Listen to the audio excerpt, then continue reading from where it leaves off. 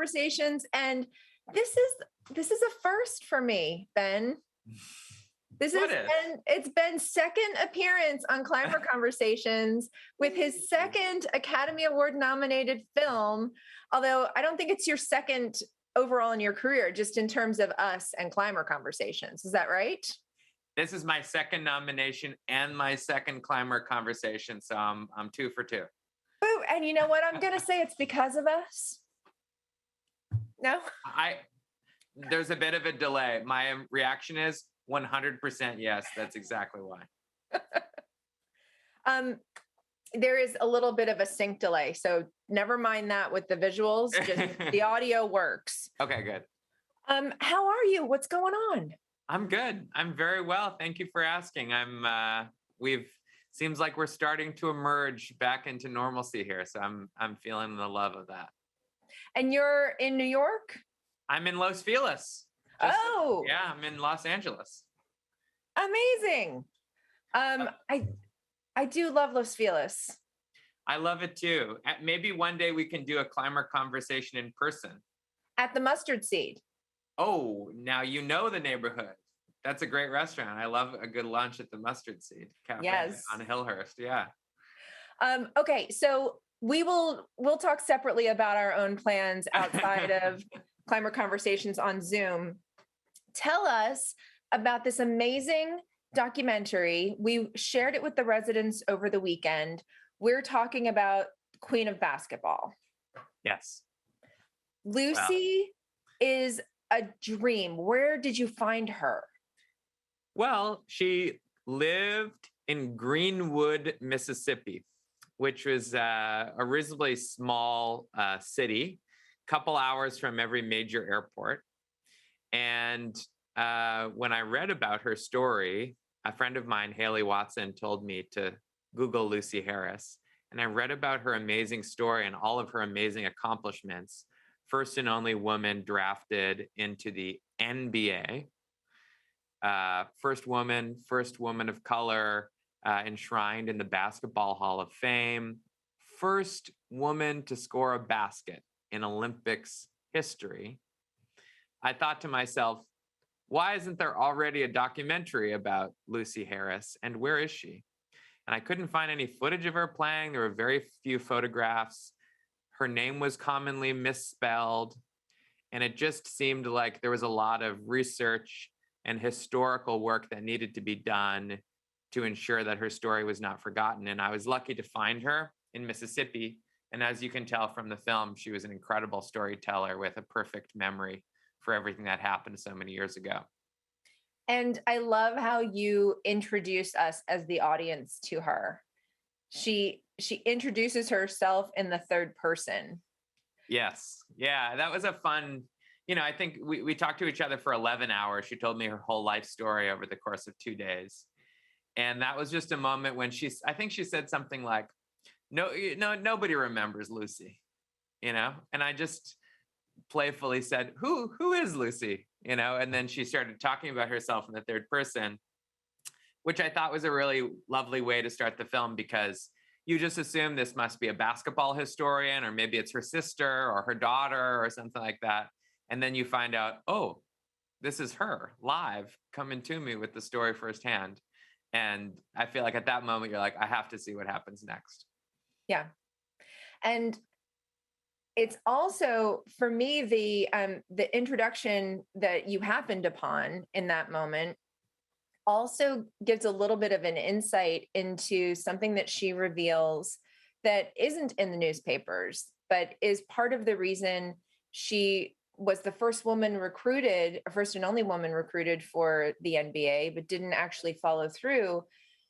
There are so many really deep topics that you touch on in this woman's life that are just part of her life. Racism, gender bias, the fact that, Title IX was enacted and she leaned into making sure that she was able to do all the same things that men were able to do. But in this moment when she could have actually breached into the NBA in the 70s and been potentially as rich as Larry Bird or Magic Johnson. I mean, you show this really subtle way of how she's just like, yeah, people struggle, and my struggle is bipolar. Yeah. So on top of racism, on top of gender issues, on top of her socioeconomic background, which you share again in an elegant way, she's one of 11 kids. Her parents were sharecroppers. She had this incredible opportunity to elevate and make a name for herself, but mental health issues hold her back from becoming all of that potential. But she doesn't have regrets about any of it either. She's Mm. still a grounded, beautiful person. Did you know most of that going into it? Was your thought just, I have to archive who this person is, and that's just texture, that's just context of her life? Yeah, I knew some of it, but not all of it. I mean, my drive as a filmmaker is really to capture and put the spotlight on stories that I think not only, looking, anyone who reads history and knows about history knows that there's a lot of things to be ashamed of and a lot of things to learn from, but there's also so much to be proud of, and even stuff to be proud of that we don't know, and that's what Lucy's story really represents to me, is like, this is an American hero, right? This woman needs to be celebrated and lifted up and recognized, not only for all the things that she overcame, but just for her straight achievements, right? It's not like, hey, she was dealing with all these obstacles and she did quite well. She was the best, right? She was number one and then some. And, I just think she's somebody who should be printed on our money. She's not only someone who has these incredible achievements, but she's a wonderful person. She's someone who really cared about her family and raised 4 incredible children, all of whom are hugely successful. And she broke records that will never be broken. And I just looked at her story and I thought, this person is worthy of all the celebration that I can muster and our team can muster. And it's been an honor, trying to get her story out there. And that's why the nomination from the Academy is so special, because even though she's in the Basketball Hall of Fame, now her story is a part of cinema history too. I normally at this point, I would say, what was your reaction when you found out about the nomination? How did you find out? I'm still interested in that, but I'm more interested in what Lucy's reaction was when she learned about the nomination. So it's a bit of a sad story. Oh, no. So Lucy passed away in January. Oh. Unexpectedly. She knew that the film was on the short list, and she was very happy about that, was super jazzed about it. A lot of her friends and colleagues and teammates had reached out to her, and we were waiting to hear what was going to happen and how the Academy would vote. And in January 18th in the afternoon, I got a phone call sitting right here at this desk, and Ms. Harris has suddenly passed away.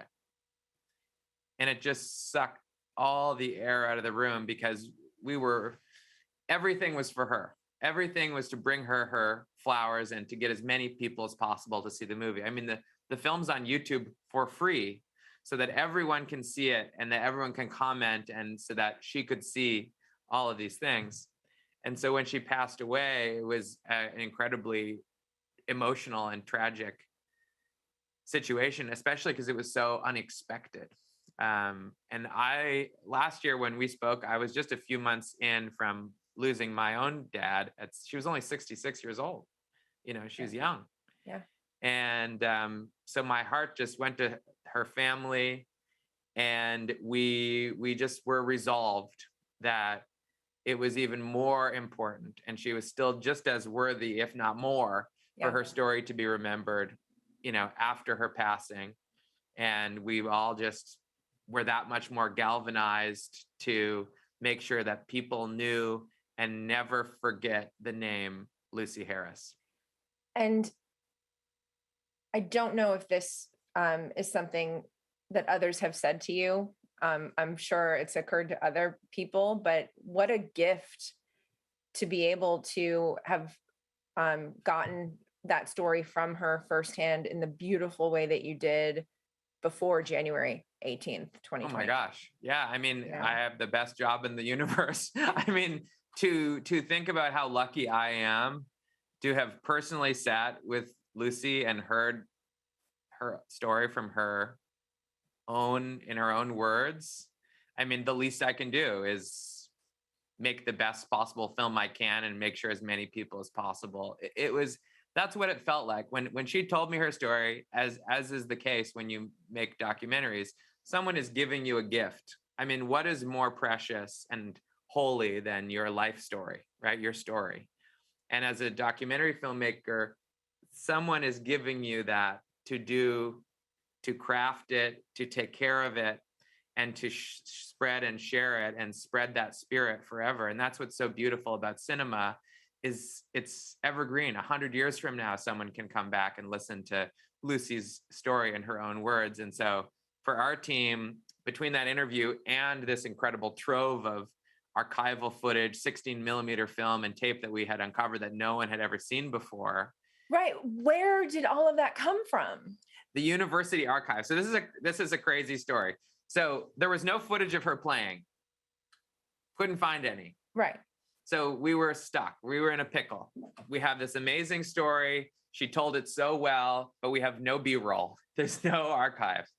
So we just started looking, and we heard about one single reel of 16 millimeter film at the Delta State Archives in Cleveland, Mississippi. So we went there in order to look at it and sign it out so we can go scan it.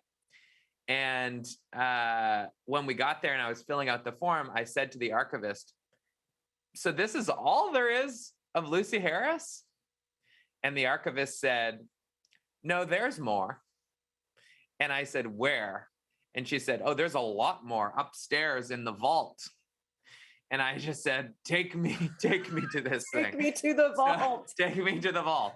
So we go upstairs and she turns on the lights, and it's like one of these big warehouses where it's like, chun, chun, chun, chun, chun, right? And we walk through all these shelves full of bankers' boxes of the entire, 100-year history of this small Mississippi college. And in the back corner was about 40 boxes of films and tapes and photographs and memorabilia from that time, which is really the proudest time of that university's athletic history, the Lady Statesman team, 75, 76, and 77, when they won the national championship. But it had never really been scanned or cataloged. It was unsearchable, was not on the database. And so we just sat down and the archivist pitched in. We had so much to do that the archivist, Emily, called her mother, who came in and volunteered her time at the photocopier, scanning all the newspapers that you see in the movie. So it was a team effort, and we scanned everything, 10,000 feet of film, actually 15,000 feet of film, 10,000 negatives, probably 30 or 40 tapes. And all of that will be back at the university available for free forever so that nobody misses out on the story again. So where did you get the Olympic footage? Was that just like, you got to call the Olympics themselves and give us that first shot that Lucy made? It's interesting. It's hard to find footage of that. It wasn't easily available. And I'm actually not sure where our research team found that little clip, but it's surprisingly hard to find. I mean, it's a lot. The Olympics is a lot of material, right? There's like dozens and dozens of events. It's like hundreds of hours. And this is 1976 in Montreal. So it was really difficult to find footage of that particular moment. It's incredible because as you're watching the short, you're thinking, oh, well, the footage lines up perfectly. So obviously this is stuff from her own archive. It's her own catalog, but that was all from her own memory. That wasn't aided with, oh, look at all the footage we found of you. Can you tell us about this moment? Yeah, well, I think actually that's a big myth. It's that people don't remember it so well because it was so long ago. I think that's somewhat true. And obviously, everybody, as we get older, our memory is not quite as sharp. But I've found in conversations with people, especially if it was important to them, they remember every detail, every last detail. And for Lucy, talking about this period of time, she remembered the scores of the games. She remembered the twists and turns of, that they had a lead in the beginning and then they fell back and they pushed. She remembered every last thing. And so, I have a particular affinity for storytellers who have these amazing memories because oftentimes I don't think she had thought about some of these things since they happened, but they were in there, they were in the canals of her memory, and they were just doors that hadn't been opened since 1975, 1976. And because of that, they were so filled with memory and emotion and the perfume of that experience for her that it all came swelling back. And that's what you see in the movie. In the meantime, let me ask, what are you working on now? What's happening? Well, honestly, I'm working on making sure as many people as possible see the Queen of Basketball. That's the honest answer. We're coming up on the Academy Awards here and next weekend, and Lucy's kids are coming from Mississippi. Oh, that's great. And their partners will be my guests at the Academy Awards. So we're really excited. It's some of their first times in Los Angeles. So we're going to go, do all the fun stuff that Los Angeles has. So they're very excited. So I'm just trying to get the word out about the Queen of Basketball. And also, I think there's more to be done with Lucy's story. I think it would be an amazing feature film too. Oh, yeah. So let's talk a little bit about your team. Sure. Because you directed it, you were a major part of the edit, you sat with the archivist at Delta and found all of the footage, but you do have some additional people that helped to bring a little more light to this. Tell us about who else you want to give a shout out to. Well, in documentary filmmaking, probably your two hugest contributors are your editor and your cinematographer. Those are the two biggest creative leads in terms of the kind of work that I do. And so in this case, that's Brandon Summerhalder was the DP. He was there. It was just me and him there because it was the middle of the pandemic. No crew, just me and him. He's personally pulling focus and setting up the lights, right? And Stephanie Owens, our editor, who I worked with in the Bay, actually cutting this big 11-hour interview and all this footage into a 20-minute film. And then in terms of, who has come aboard our project to help get the word out about it, which has been an enormous honor and just like an incredible testament to how significant Lucy's story is Shaquille O'Neal and Stephen Curry, two of the greatest basketball players of all time, both of them probably amongst the top 10, top 20 basketball players of all time, who saw the film, reacted to it, and just said, what can I do? What can I do to help? And our whole thing from the very beginning is to close the gap between her significance and how many people know about her, to close that gap. And so those gentlemen flanked Lucy and said, we're going to help you close the gap. We're going to help people remember. We're going to make sure everybody gets to see this film. And so that's what they did, and that's what they're continuing to do. And I think it speaks a lot to who they are as men and their character and their integrity, that they would stand up and help promote Lucy's story in this way. It really, it is having, wow, I just started like 7 different sentences and I need to stop and choose one. A lot of what we did before the pandemic is exactly what you are talking about. We want people in whatever stage of life that they're in to know that we sit at their feet. We want to hear their stories. We want to carry on their legacy. And as someone who has witnessed hundreds of these, and been still in the community of people who were able to share their stories. The most important aspect of it, from my point of view, is the joy that person gets at reliving those moments.